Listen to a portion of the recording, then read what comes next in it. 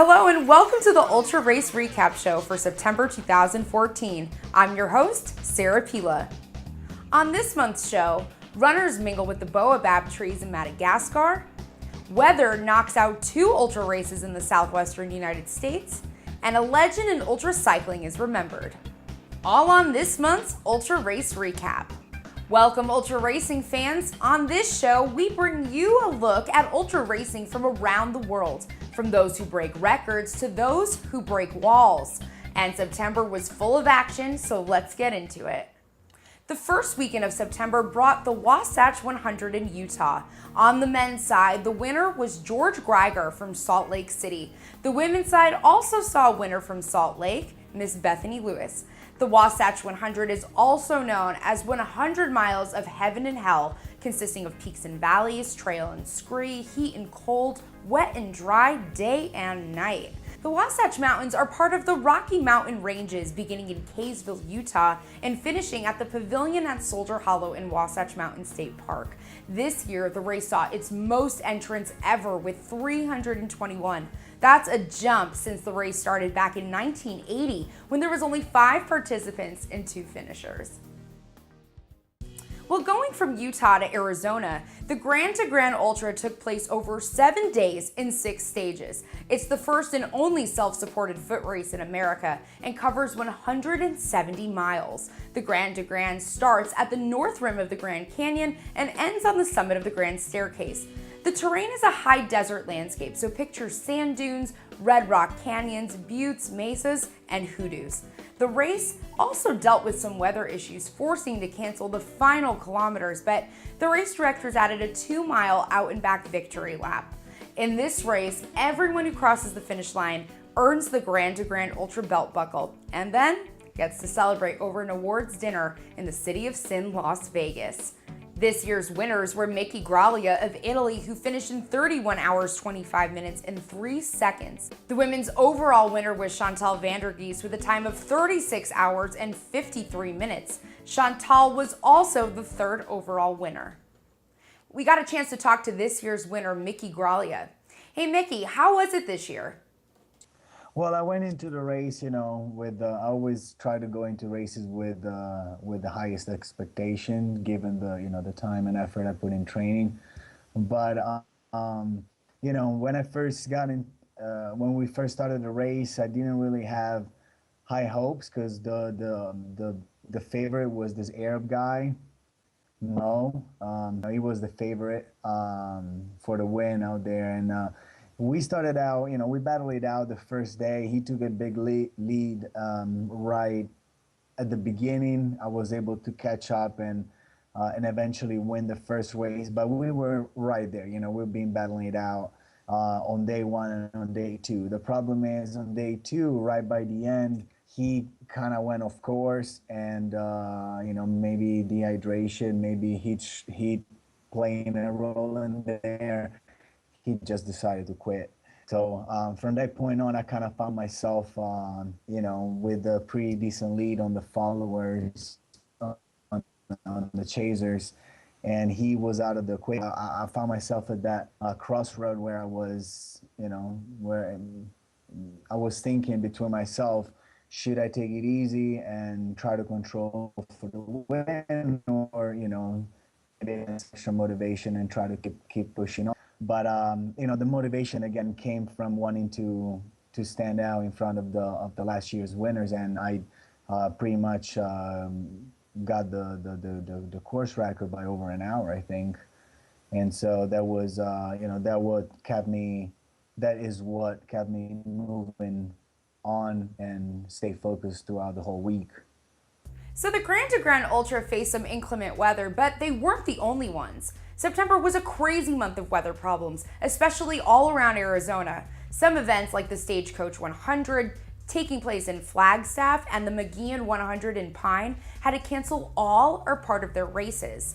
For the Stagecoach 100, there was a flash flooding, rain, hail, lightning, and a chance of tornadoes. They did, however, hold a 55K in relay race once the storm passed the next day, so at least the racers got to get some running in. The McGeehan 100 is actually 106 miles instead of the standard 100.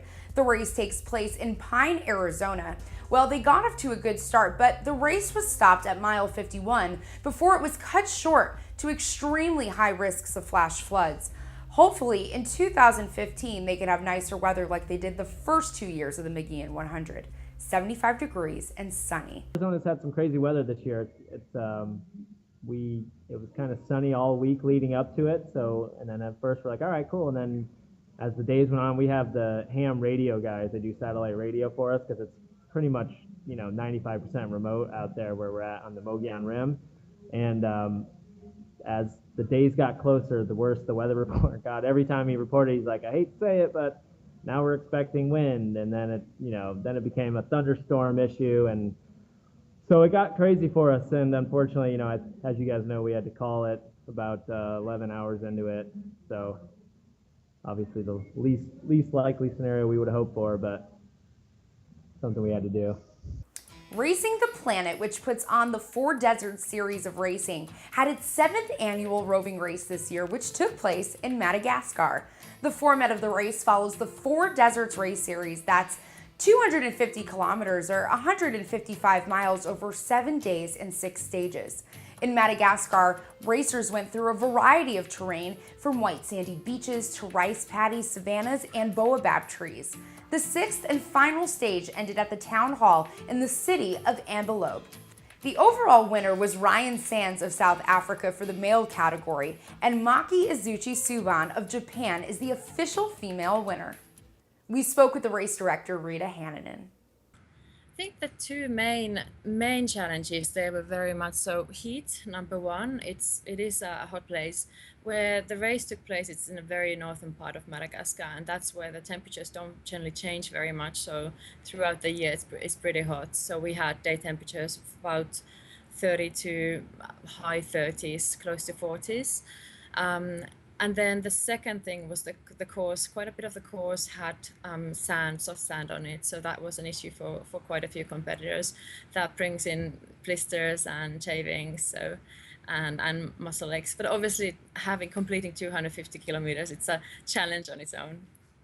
The next race in the Four Deserts series will be in the Atacama Desert of northern Chile. Rita tells us a bit more about that event. Yeah, okay, so the Atacama Crossing is also a 250 kilometer race, so it's part of the Four Deserts race series, and it's our second oldest event. So at this moment we're celebrating the 10th year anniversary of the race. We've had it always at the northern part of Chile. So the Atacama is actually the driest desert in the world, and the sceneries there are very, very sort of moon-like. If you ever watch documentaries or old movies where they want to display Mars or Moon, that's pretty much that they use as the shooting location. Moving over to ultra cycling, Europe started the month with a 2,150 kilometer or 1336 mile course around the Irish Isle. The race around Ireland is considered a round in the UMCA Ultra Cup, but also has the added distinction of being a qualifier for the Race Across America. And it takes cyclists around some of the most spectacular scenery Ireland has to offer. In its 6th edition, this year's race drew in some of Europe's elite ultra racers, such as Chris Hopkinson and Valerio Zamboni, but in the end, it was Edward Fuchs who took it away with a time of 101 hours and 11 minutes and an average speed of 21.86 kilometers an hour or 13.58 miles per hour. Europe has a rich heritage of ultra cyclists, and this month, the ultra cycling community paid tribute to a legend in the sport. Just 4 years ago, an ultra cyclist who was dominating all around Europe and the United States, his life came to a tragic end. On September 24, 2010, Slovenian cyclist Jure Robic was headed home from a training ride when he came head-on with an approaching vehicle. Jure was a 5-time Ram champion. He rode for the Slovenian army as a public relationship ambassador to the world. Jure was loved worldwide. Time trials are an important part of qualifying cyclists, and in September, we had 2.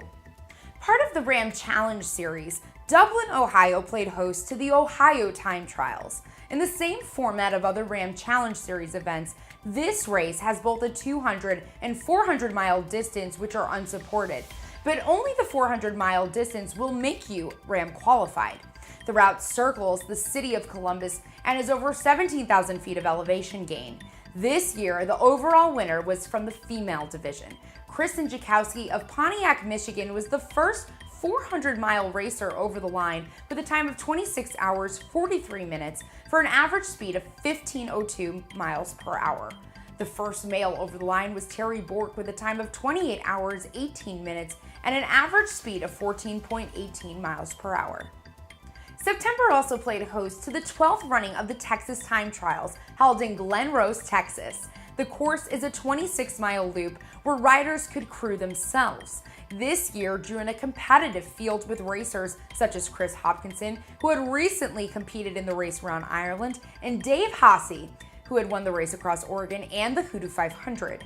But in the end, it was Scott Lucar of New Philadelphia, Ohio, that completed the 503.5-mile course in just 26 hours and 16 minutes. Scott depended on Dex and Joni Took for support, who will also be a part of his 2015 Ram crew. Dex Took told us about the experience. The Tejas 500 has 3 different start times. It's a little bit different. It's a 500-mile race. All the racers do 500 miles, but some of them start at 48 hours out, some of them start at 42 hours out, and some of them start at 36 hours out. Scott elected to start at the 48-hour time limit, and so he was on his own, and he did excellent. He went by his numbers. He stayed very steady throughout, and had an excellent race. Ended up breaking the course record, and he rode the 503 miles on a very challenging course in 26 hours and 16 minutes. Dex Took has made a name for himself in the ultra cycling community as not only an outstanding crew member, but as a great cyclist and race director. This October, Dex will be putting on a race through a part of Texas made famous by a movie that serves as the namesake for his race. We'll let him describe. All right, No Country for Old Men is an ultra race born of Ram. It's in West Texas in the Big Bend National Park area. I started the race in November 2012, and I started out with a 383-mile race. That was my Ram race number, so I wanted a 383-mile race. And then it grew last year, and we added a 200-mile race, and this year I've added America's first 1,000-mile race to it. So we'll have 3 different distances, and it's all contained within the West Texas region. It's going to be very exciting. We have a huge field. Scott Lucar from the Tejas 500 is going to be in the 1,000-mile field, along with about 8 or 9 other racers that are looking to go to Ram. It's named after the movie because the movie No Country for Old Men was filmed in that region. The 3 different races I have are the 208-mile Ed Tom Bell. Ed Tom Bell was the sheriff played by Tommy Lee Jones in the movie. I have the 383 Anton Chigurh, which was the meanest bad guy of all movies. And then the 1,000-mile is the Coen Brothers 1,000-mile race. The Coen Brothers directed the movie. Also in our next episode, we'll talk about the Silver State 508. This year, the race takes on a new route across northern Nevada and Highway 50, the loneliest highway in America. Racers will face elements such as a dry desert with cold nights. Well, don't forget to follow us on social media. Check out our Facebook page under Ultra Racing Network and follow us on Twitter at Ultra Race Report. And don't forget to check out the Ultra Race Report on YouTube.